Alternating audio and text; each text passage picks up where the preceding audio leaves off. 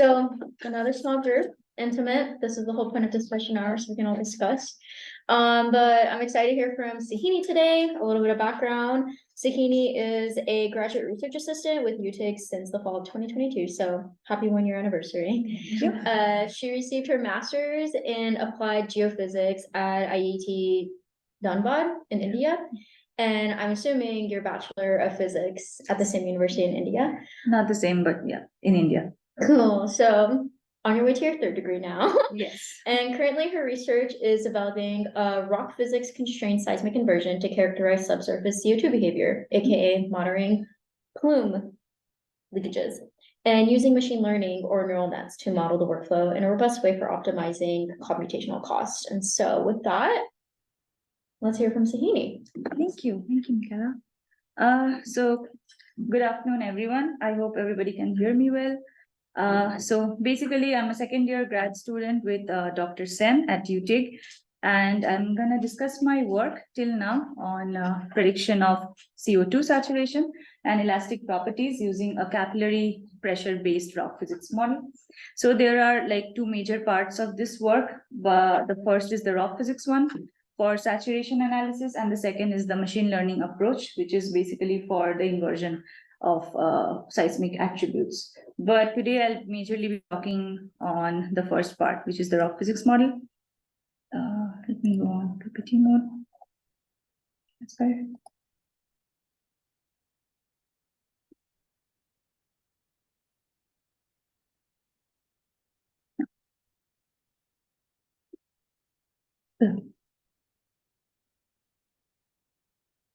So the motivation of my work is, it starts with carbon sequestration. As everybody knows, everybody's trying to mitigate carbon problems or trying more research with reducing the total carbon emitted these days. And my work is basically monitoring for those injected carbon dioxide. And so carbon sequestration is a process of injecting the emitted carbons from industrial sources into geological formations, saline aquifers, depleted oil reservoirs, coal beds. And my research talks about the subsurface monitoring part. So these are the regions where you inject the CO2, and how the CO2 is distributed in the subsurface is something that can use geophysical measures. And my work is trying to develop a workflow or optimized monitoring technique so that we can see the saturation behavior of the injected CO2, along with how the leakages or how they characterize a subsurface. So what is happening to the CO2 underground? So there are a bunch of things that can happen. As you know, like subsurface already has different kinds of fluids, which is the brine, which is the existing brine. There can be oil and gas. So there can be different concentrations and fluid mixing going on, which can change the solubility, the pressures and temperatures of the system. And therefore, it is extremely necessary that we monitor for leakage and how the fluids are interacting with the whole rock system. For this study, I'm specifically concentrating on using seismic data and well logs data. So seismic data gives us the spatial coverage, well logs data kind of give us a temporal sense. So we need to tie these two kinds of data to talk about subsurface characterization of CO2. So here, the questions that I'm trying to answer is, what is the reservoir behavior? How pressure changes over time with injection going on? Is there a potential leakage? And if there is a leakage, can we detect it using seismic data? So basically the sensitivity of seismic to the CO2 saturation. And in doing all these things, the rock physics model, the choice of the model is very important. So that is why my major focus has been in deciding and building the rock physics model. So there is the economic feasibility question. So as we know that there is no revenue generated from this kind of work. So the method that I'm trying to develop, it should be cost effective and it should be rapid so that you can take decisions pretty dynamically in the field while you are operating, or you can run the whole model very quickly. So that is essential for long-term success of CCS initiatives. And in doing all these things, we know that subsurface has a lot of geological constraints and uncertainties. And so it's not possible to get rid of all the uncertainties, but I'm trying to address the uncertainties at each of the step so that the rock physics model, along with its uncertainty, is given at the time, and the inversion is also done in the same way. So if you see this slide, there are a bunch of geophysical monitoring techniques for CCS. It starts with seismic and well data. The second is gravity. There are a bunch of electromagnetic methods and remote sensing. But I'll be focusing on the seismic and well data. So in seismic, we have 4D time-lapse seismic. There is surface seismic, which is the 3D seismic survey. There are well logs, which has resistivity, density, and all kinds of signatures. There is VSP, which is the borehole seismic, and like VSP and DAS, these are things that people are using right now because these target the boreholes and not the whole fields. So it's easy to get this data versus the whole seismic, which is pretty costly. So the whole point is like using production data, which is because when you are injecting, the system is constantly changing, and so you need real-time monitoring. So the workflow talks about tying that to the seismic so that you can go back and predict the saturation subsurface. So this is the model. Basically, there are rock properties, which are porosity, saturation for any rock. And the forward model would be that you have all those rock properties and you forward model that using a rock physics model and connect that to the seismic traces. Because seismic is something that we see, and we need to know from seismic how do we go back in predicting the saturations of the CO2 subsurface. And then from going back from the seismic to the rock properties, you have the backward model, which is the seismic inversion. So these are the two elements of my work. And today I'll be discussing majorly on the rock physics model. For the rock physics model, there are 3 models that I have tested on, but currently the choice lies with this model, which is the capillary pressure equilibrium theory model. So this is just to give you like the workflow. So you have static model, you have rock physics model, and you have the dynamic model. So static model has seismic, rock properties are basically the geological rock properties, and dynamic model is when you are injecting and that changes the system, subsurface system, and then you have pressure, temperature, or production data.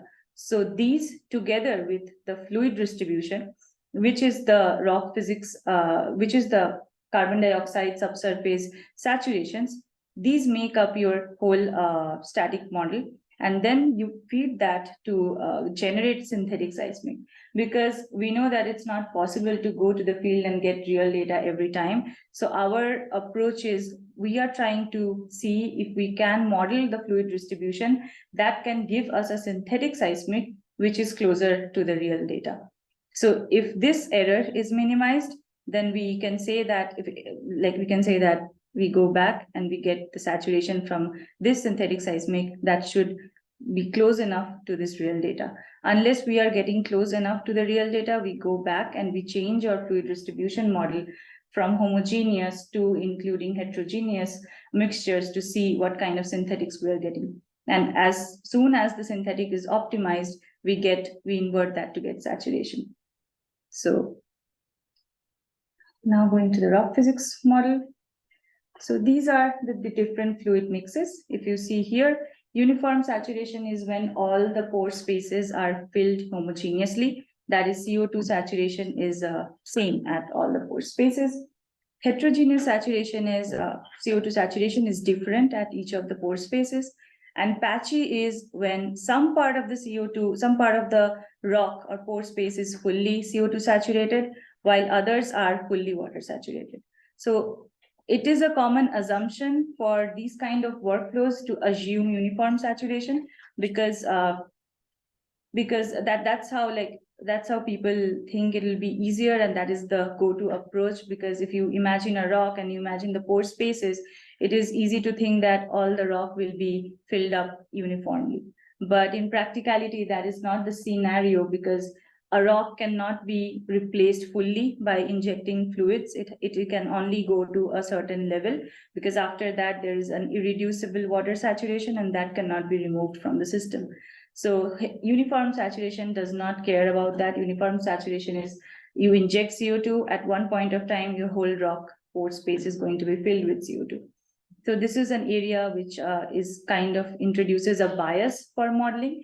And this is an area I have been trying to work on to develop a model that takes care of not having a prior assumption on what saturation or how fluids are going to distribute. So there is patchy saturation, which is an interpolation between 100% brine and 100% CO2. And then there is modified patchy, which is the interpolation between 100% brine, but critically saturated CO2. So this critical saturated CO2 is basically your full water saturation minus the irreducible water saturation. So that is the saturation we cannot take out of the system. So that is going to always be there. So we can only go till the critically saturated CO2. So I have used two geological areas. The first is the North Sea data, which is pretty famous, the Sleipner data. And the second is a data by Shell. So that is the Quest CCS project. It's in Canada.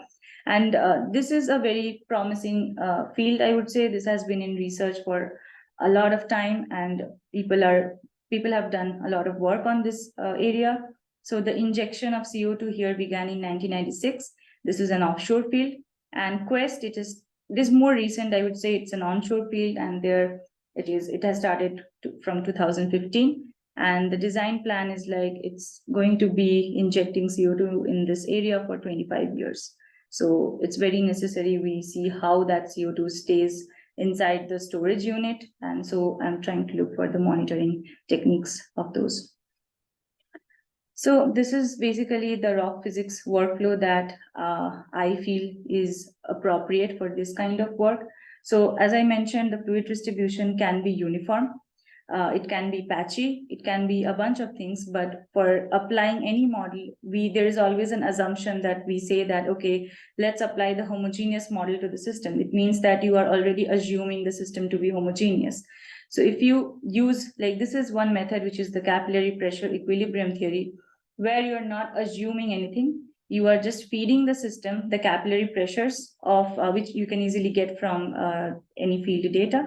And you're feeding the system with the capillary pressure, and you are getting the saturations from those capillary pressures itself. So the first point I would like to mention here is there is no a priori assumption on the saturation model, which most of the models are using these days. So it mimics this workflow, it mimics the fluids, physics of the fluid invasion due to the capillary forces, as I said, and then it gets you saturation values. So for this workflow, you just need to feed the system the porosity, the permeability, and then this, the code, it calculates the threshold pressure. Threshold pressure is basically the amount of minimum pressure you need to cross so that CO2 can inject into the pores of the system. And irreducible water saturation, as I told, like that is the saturation that is always going to be in the system, and you cannot remove that saturation. So you can only inject CO2 till that point. So whole saturation minus the irreducible one is going to be your saturation that you can inject. So this is the model that I have selected for my work. And these are a couple of results that I have, like I've applied that model to the Sleipner data and the Quest data, and these are some of the results from that. So you can see this is a porosity log, and this is a derived permeability log, and this has been from the poroperm relation. These two data, these are from the Quest data field, which is the Canada one. And here I have the graphs. So if you see the blue one, which is the homogeneous or uniform saturation, that takes into consideration that the rock is going to be filled homogeneously by all the CO2 injected.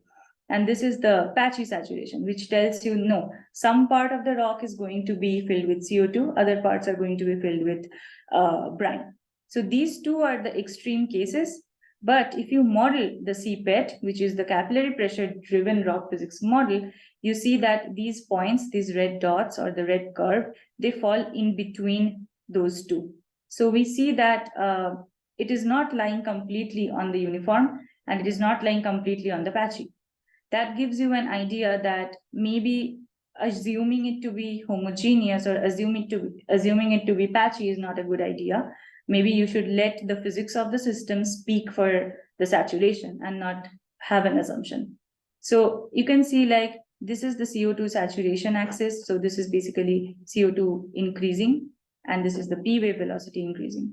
So this area is pretty uncertain, because when you have lesser gas in the system, if you see the uniform model, it goes like there, this is like there is a huge difference of this versus the patchy. The patchy is more linear, the uniform is changing rapidly, like it's steeply decreasing. So these are the areas of making mistakes or having errors in volume prediction, like volume of CO2 injected. So that is why it's very necessary that you use the correct rock physics or fluid substitution model. And this is the Sleipner data. So we did not have core data for the Canada project, but we did have it for Sleipner. So these red dots, these are your CPET modeled dots, and you had core data. So you can see like how the core data, they fall all over the CPET points, and both of these are very far away from the uniform and the patchy. So it gives you confidence that the CPET models or the physics of the system actually driving the saturations are more realistic than assuming uniform or assuming a patchy model. So that's the same curve, just analyzed, because when you have more CO2 in the system injected after a certain point of time, the system becomes homogeneous because you have enough CO2 to populate all the pores. But after, like when initially you are injecting, the CO2 might be distributed in patches. And that is why it's necessary that you characterize the curves differently and not assume a model. So this is like, as I said, geological uncertainties. So there was a huge dependency of velocity on porosity. And if you can see like this curve, the same CPET curve, velocity versus saturation for 14% porosity is here, and for 18% porosity is here. So there is a huge uncertainty if we take a mean porosity. The mean porosity is this red one. So that is why I try to linearly interpolate between the highest and lowest bounds while making predictions of saturation. And this is one way I was trying to incorporate for the geological uncertainties. So this is just an animated slide. It shows there are very subtle differences if you compare with uniform versus the capillary pressure driven. But the point I want to make here is it might seem very less of a change, but these kind of changes when used to predict volumetrics, like amount of CO2 injected, these can become a lot of prediction error in that. So these are some of the attributes. So seismic attributes are something like you generate the synthetic seismic from the rock physics model, and then you can use that to have different kinds of attributes which magnifies or the CO2 signatures. Like from normal seismic, you might not be able to point out the areas of subtle changes, but if you take attributes like these, they make those changes prominent. So this is the NDRMS, which is a normalized attribute. And if you see these are the uniform uniform model, like the homogeneous mix attributes for time lapse, different time lapses. Like this is the 2022 time lapse for Quest data. And if I pop in this one, this is the CPET, the patchy model, and the modified patchy model. You can see that there is change in attribute response at the center, and the attribute response also changes at the edges. That tells you how CO2 might have propagated, or where is it sitting with most concentration and where is it leaking out. So this is with years. So this is 2017, 19, and 22, all modeled with homogeneous mix. If you change that, you see that CPET changes the responses. So there is a little dimming effect at the center, and there is also changes at the edges. In this way, we can quantify the CPET predicted saturations from the uniform predicted ones. So this is just a regression that is run. So basically, this is the NDRMS attribute, and this is net CO2 injected in the system. So you can see like the blue one is the uniform prediction, the red one is the CPET prediction. So there is an error which is around 20% in volumetrics. So it might be like, I did this for, I think, just when the injection process started. So it's not that of an error, but imagine like injection started in 1996 and you are seeing that now in 2022. If you're using the wrong model, this kind of errors can pile up and give you wrong volumetrics all the time. And you can end up overestimating or underestimating the amount of CO2 you have put in the system. So that was all for like my rock physics model. I just have like the 2D map based inversion, but I'm not going to go in details of that. So inversion is basically going back from the rock physics model, from seismic to getting saturations, because seismic is what we see.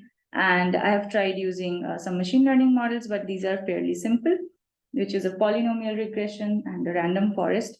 So basically you have acoustic impedance volumes, which can be derived from seismic. And then if you apply a polynomial regression, then you can get saturation predictions. And these kind of maps just help you to see which are the areas you have your saturations, or which are the layers which is getting highly injected by CO2.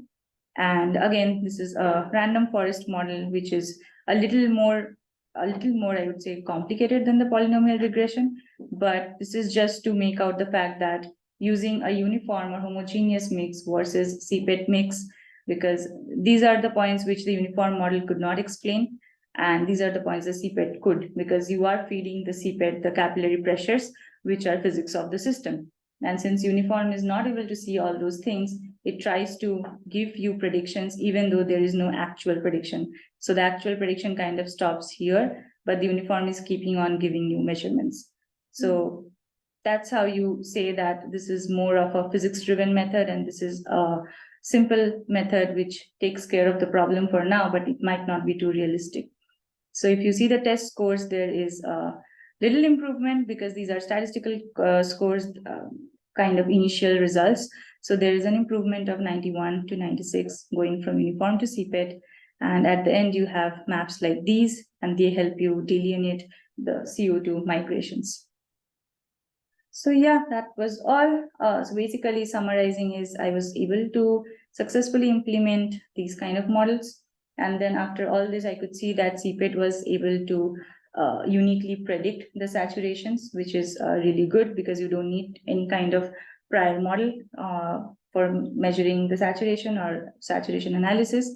And these kind of things can translate into huge volume differences. So it's really essential you choose the right model.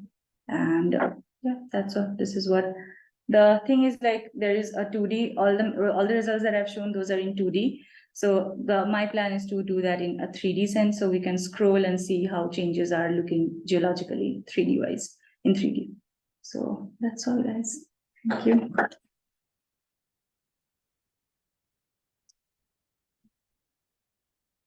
Questions?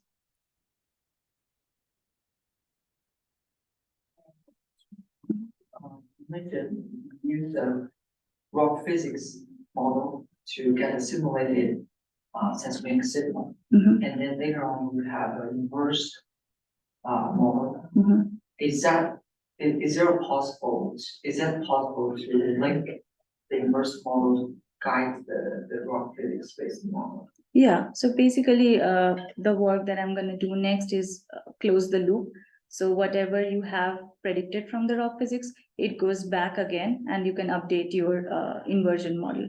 So the only way you can do that is you need to have the forward model to go back and define the inversion. So the rock physics is what is guiding the seismic. And in turn, the seismic response is again giving you the rock physics model in a way that unless you are unless you're minimizing the error between the synthetics and the real, your rock physics model is going to update. So till the point it does that, your synthetic response is feeding to the rock physics model and getting optimum parameters, like rock parameters. So, and for question, for the seismic inversion study, is the remote earthquake or a shower?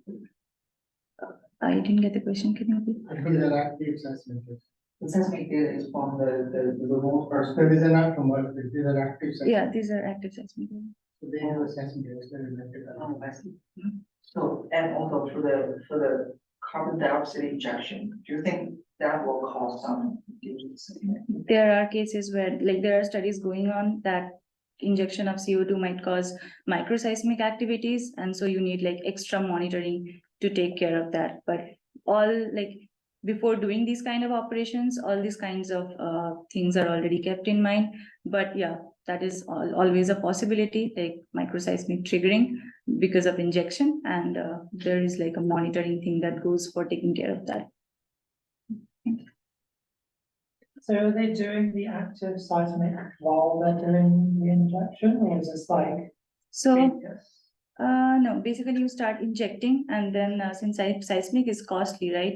So you basically try to monitor the injected results after some years, like maybe after 2 years you do seismic, you capture the change, and then you get, like, you start injecting again. So it's not while, because it's not cost effective, but yeah, it is for monitoring. So you need to do that regularly. So part of my like research is, not doing that seismic regularly so that you can optimize for cost. Because if you have a nice rock physics model explaining your subsurface, that things can be taken care of. Like you can do it, maybe you don't need frequent seismic shootings, so you can avoid that. I think I confused myself. So when are you using real data, or are you inverting with your synthetics from your? So both, Okay. basically. So basically we try to get synthetics closer to the real data. And then when that error is minimized, it doesn't get minimized unless your rock physics parameters are optimum. So when that error is minimized, you get those synthetics, and that synthetic should have the rock physics information. But at the end of everything, the idea is to apply it to real data. So here I have applied to real data, but real data is not easy to work with. So to start, we are training it with synthetics. Okay, there we go. Thank you, that cleared everything up.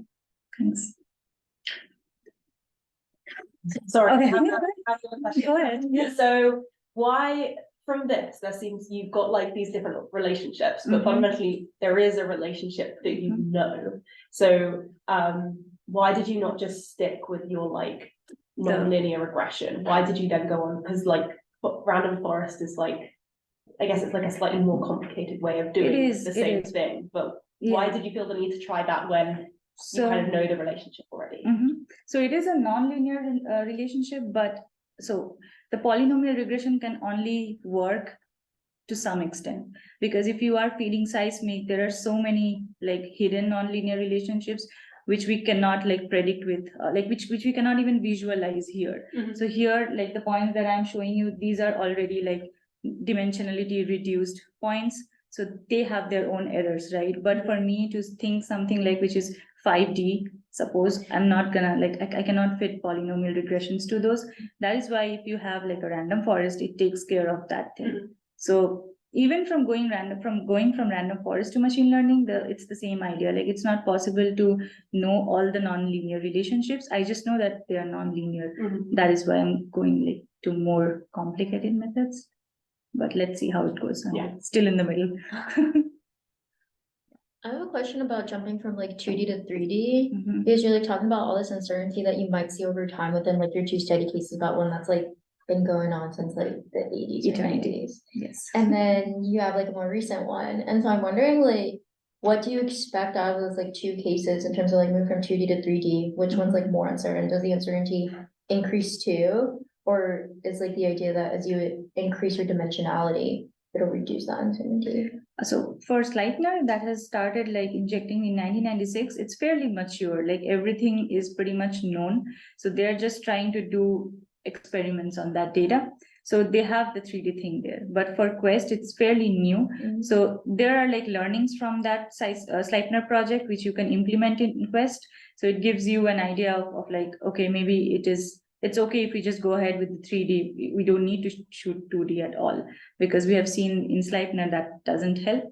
But yeah, I mean, one is an offshore field, one is an onshore field. So there are like two different technologies also. But I think, yeah, I mean, Quest database be having different kind of challenges than the Sleipner one. So those things, there's always the trade-off. So I don't think I have a definite answer for that. It's just field-based. Yes. And then my other question was for, I don't know, was it the Canada site? Why is it 25 years? Or they make it like 50 or 80. Oh, okay. But I Okay. think for the first time they have chosen 25 because it's like an optimum. For them, the geologic conditions is like the storage unit can store at a rate which can only last till 25 years Got it. optimally without leaking. Got it. That's what their estimation is, I guess. Okay. But for Sleipner, I think it's much long. Like people are still predicting on it for 50 more years. Mm. So yeah.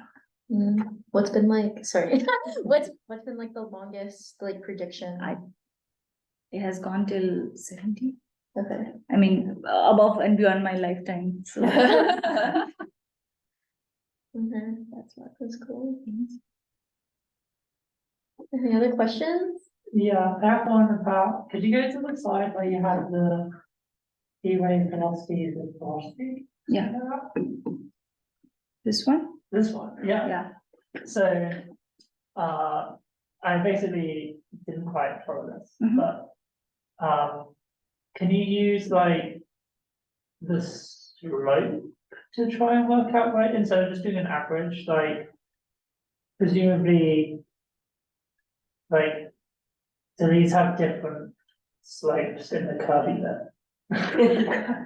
So I didn't get your question. So this is the average one, the red one. Yeah, But you can see, like this is far away from this and this. So basically, if I use this average curve to suppose use it on P wave velocity to get saturation, because it's a relation, right? It's y is equal to some function of x. So basically, if I use this relation, it's gonna predict, it's gonna give us errors for the 14% bound or even like these bounds. So that is why I'm trying to linearly interpolate. So suppose if it's like 15, it's gonna be between 14 and 18% bound, but somewhere here. So linearly interpolating based on differences from the upper and lower bound and not using an absolute curve okay, because of the geological uncertainties. Because Yeah.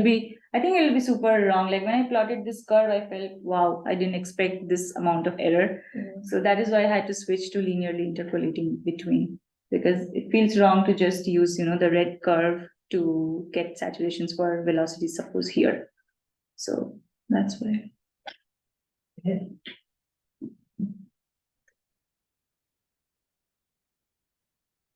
Well, with that, let's thank Sohini again.